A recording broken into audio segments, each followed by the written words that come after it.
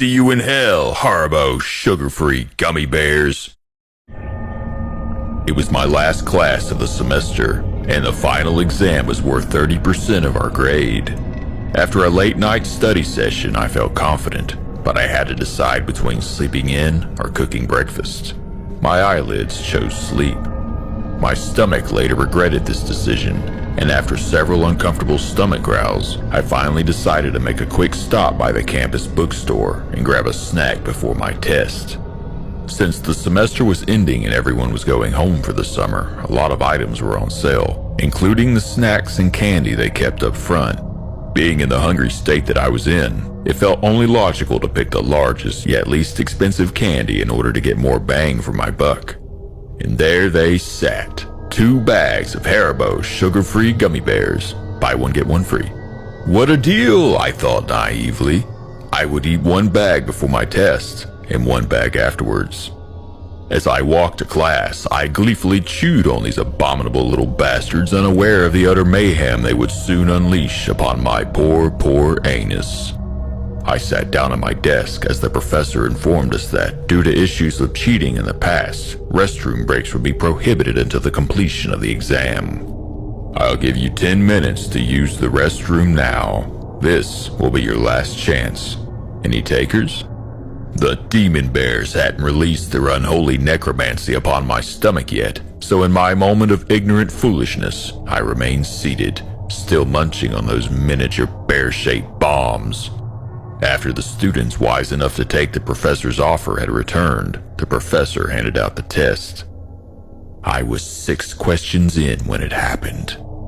It started subtly at first, almost like a slight tingly sensation in my lower abdomen. I thought nothing of it, assuming my intestines were just doing their thing. Little did I know that my intestines were trying desperately to warn me of the horror that was on the horizon. By question 9, it happened again, but this time it was followed by a sharp pain, as if those infernal hellions had orchestrated an attack upon my colon. I fought to contain the groan that tried escaping my lips. It was at this point I began to panic. Something was going horribly wrong, and I needed to get through this test before it got any worse. By question 14, my worst fear was upon me. The Satan bear's burning, hot, liquidy dark magic crashed against my anal sphincter like a tidal wave. I was able to close the hatch just in time, but those relentless, toxic bears beat against it like orcs breaking down the doors of Helm's Deep. I knew I wouldn't be able to so much as shift in my seat without risking a breach. I kept fighting through my exam, clenching my cheeks with all my might. Beads of sweat began rolling down my neck. Suddenly, a loud, gurgling war cry came from my belly, and the entire class lifted their heads. At this point, nothing mattered except expelling this ungodly presence from my bowels. With 15 questions left, I promptly wrote C for every answer and ran out of the classroom. My professor yelled something, but I was too preoccupied with the volcanic eruption that needed to take place before I could find sweet relief. I burst into the restroom like the Kool-Aid Man, and behold, the handicap stall was empty. Sun rays from the adjacent windows shone upon it, as if it were a gift from God himself.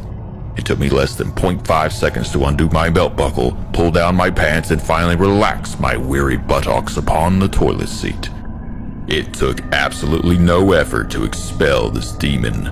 Almost immediately, the floodgates of hell were opened, and the damned, liquefied souls of an entire bag's worth of gummy bears cried as they burned through my sphincter and into the watery abyss below.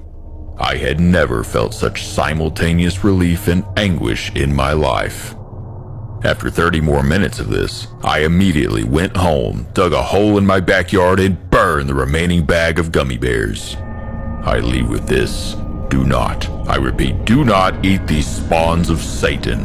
Not only did they cause me to fail my final test, but the anguish I experienced is something I wouldn't wish upon anyone, not even my worst enemy. The only place these godforsaken hellbears belong are buried deep below the earth's surface.